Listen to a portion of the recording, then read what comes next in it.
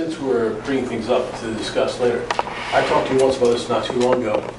When we do our initial determination to allow the fellows here to research a topic of a complaint, we then go public and say that Rob Salk has a complaint and we're going to investigate it. Well, that becomes public information before we even know anything about the realities of the complaint. My suggestion is when we should consider that when we decide to allow us to go ahead and investigate a complaint, that we don't publicly state who we're investigating, because we don't know the data yet, and it can actually hurt individuals who, after we do the investigation, we say no, there's nothing here. I think after the investigation it should go public, but not prior, because I can make a complaint against anybody, and within the four corners of my complaint, you say, well, let's go ahead and investigate because it sounds like it could be true. The bar is very low. The bar is very low, and we're not making a decision about the person's complaint. We're only making a decision that if the complaint is true, that we should investigate it. And that's the way grand juries are done, right? But it should be private. Right, grand juries are in secret, right? Yes. So I think that it shouldn't be public knowledge that we're investigating somebody until after the investigation is complete.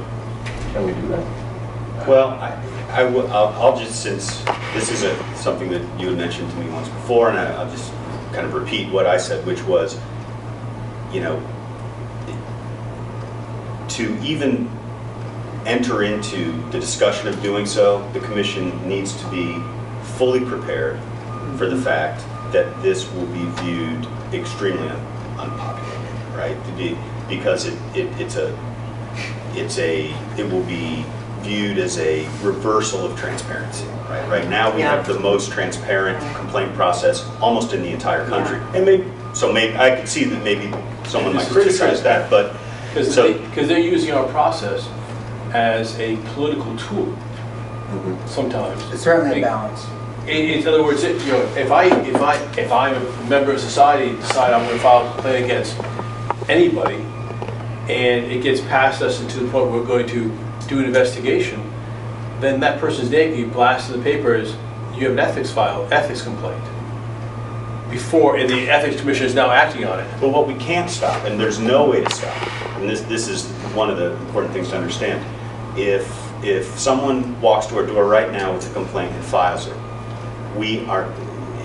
there's case law on point.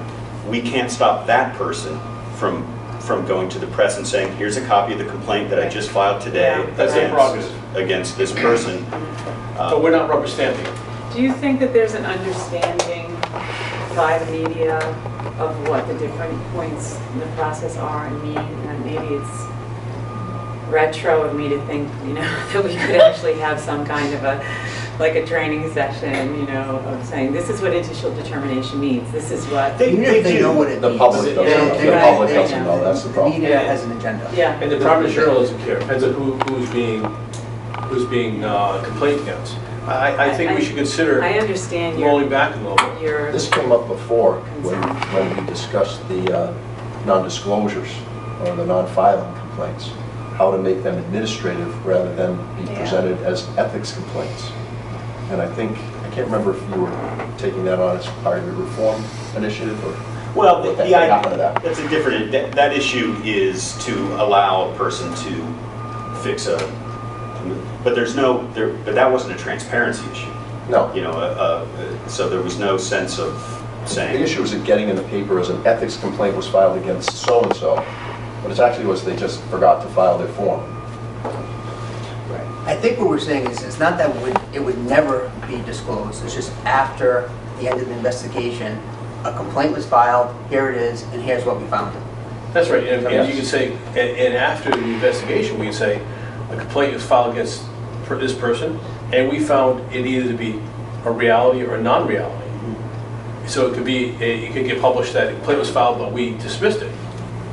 a complaint was filed and we'll look into it. I don't know. I'm worried about that backing off transparency. Yeah, but the problem is that I think that the way we're doing it is hurting people that have nothing wrong with them, did nothing wrong, and that it was a tool that others used against them. the last thing I'll say about it is first I will say that while I understand that a false allegation could be damaging, you have to weigh that against the idea of transparency. But if you let the people do their investigation, and it could be to the next meeting, then they come back with the facts, and then we can act on the facts. But just doing the four corners point, based upon a complaint, we're accepting all the complaint to be true, and we are then publishing the fact that this complaint was done, and we are acting on its behalf. Well, we're publishing that we have a complaint that the commission has made no decision on, and we're investigating. And we'll come back at the conclusion of the investigation and let the public know what we found out, whether the charges are justified or not justified. I can't say strongly enough how much of a reversal it would be viewed as for us to suddenly take the complaint process, which when the Ethics Commission began in 1986 was a secret process. There were court cases over this. We went to federal court over this. And there were hearings and workshops, and in the early 90s the commission reversed course, opened up the complaint process, and it's been open since then. And to bring it back to the late 80s situation of transparency, I think it would be impossible to do. And so do we instead maybe we change our approach and say that there was a complaint, that we decide to investigate this complaint, but by no means are we asserting this complaint. In other words, when you do a public statement at the end of our meeting, we do an ad online saying this, just because we're investigating doesn't mean we believe or defend or reject this complaint. We do that now. So when I speak to reporters, or just use me, every single time we explain what every step of the process is. And so exactly what you said is said to every reporter that calls and asks what happened today. You need to understand this was just an initial determination. It has no bearing on whether or not the charges will be sustained. All it is permitting us to investigate whether the charges should be sustained. That'll happen at a later date. All that means today is that we're looking into, someone filed a complaint and we've agreed to look into it, period. So what I just said, I say to every single reporter who calls, and they generally print something like that. The problem is the headline will not include that part, and it's the headline that above the fold that I think you're concerned with. But for those people who stick with the story and read through the rest of it, they generally find that information somewhere in there. Whether or not it's relevant for their purposes is a different question. Do we know what roughly the percentage might be of those initial determinations that turn out to be yes, indeed, after review, the probable cause and the...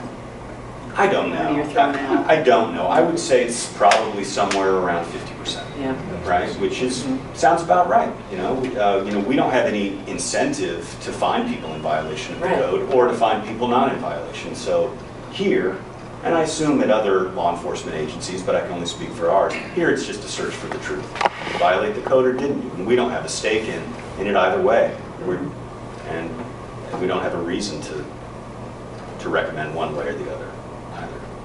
One change we have made is that now when we do find no probable cause, we write a decision which indicates why we did not find probable cause, which wasn't the case a few years ago. Right.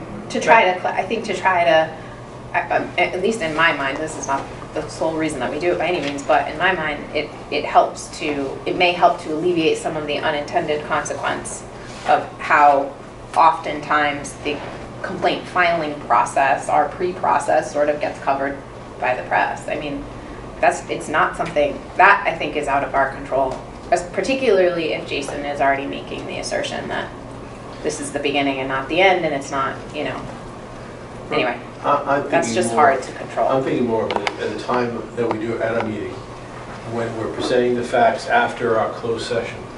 That we say it out loud. We start out with disclosure. Yeah. Oh, okay. Yeah. That's fine. And we can decide the language. The disclosure might say that there are complaints filed against individuals.